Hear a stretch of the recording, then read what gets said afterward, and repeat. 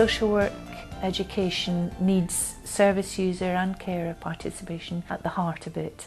I think service users and carers are what social work is all about, and students need to understand that right from the beginning. At the moment we talk a lot about personalisation, we talk a lot about nothing about us without us. I think we have to walk the talk around that. So I think there's a tremendous potential for more quality engagement with service users and people with caring responsibilities. In August 2012, the Health and Care Professions Council took over as the regulator of social workers in England. Our commitment is to setting a standard which will ask all providers to involve users and carers in the delivery and design of education. The research that I was involved in showed that in 2008-09, across the country, there was 6,000 service users and carers involved in the social work degree, and almost 1,000 involved in post-qualifying programmes. It's mandatory that service users and carers are involved in social work education across all the 83 colleges. I was a practice assessor of social work students up to last year, and I could tell which students had been with service users. You could see that they're more of an understanding.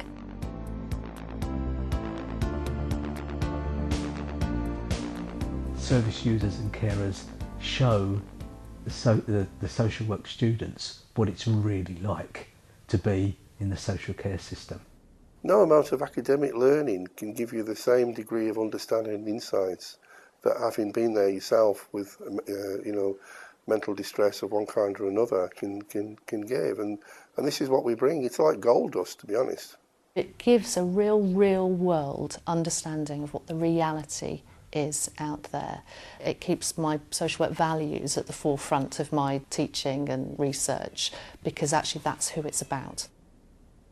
I think it's about realising the reality of it, but also the responsibility. And I think the third R that I would want to say is also about the bit about respect, is respecting people's experiences. There isn't just one experience. Social workers have to work with very difficult problems of child sexual abuse, of violence, of neglect, of people who've got very difficult times in their mental health, who basically want some support. Being able to get an understanding of those kind of issues by hearing about it firsthand from people who've been there as service users is so helpful. It sort of takes the sting away from the trauma. If I can explain to the next generation how it is, that it's not frightening, that it really improves clients' lives, then something good's come out of it. The things that I share from the scenario are that from the age of 9, I went through the grooming process to be groomed and exploited for the purpose of prostitution. I'll always remember lectures that we've had. Everybody always says that it brings it home. Everything that you've learned, it brings it together, really. We all learn actually better through real life experience and being able to make a connection with the reality.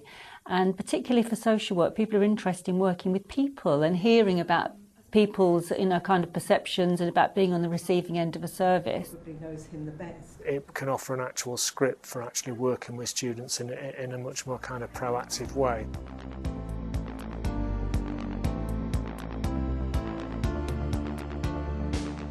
When I applied for the course, I came for interview. So during the interview, service users and carers played major roles. After enrolling on the course, I've met different service users and carers on the training. So they are, in short, part and parcel of this whole process of social work training. Seeing something firsthand really makes you understand it more, and being able to ask questions is such a way to learn.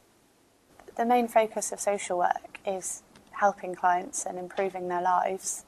And I think if you don't include them in the course, you're not getting that perspective. Having participation makes all of the things that we learn come alive. It's absolutely invaluable to be able to listen, and their involvement is absolutely paramount.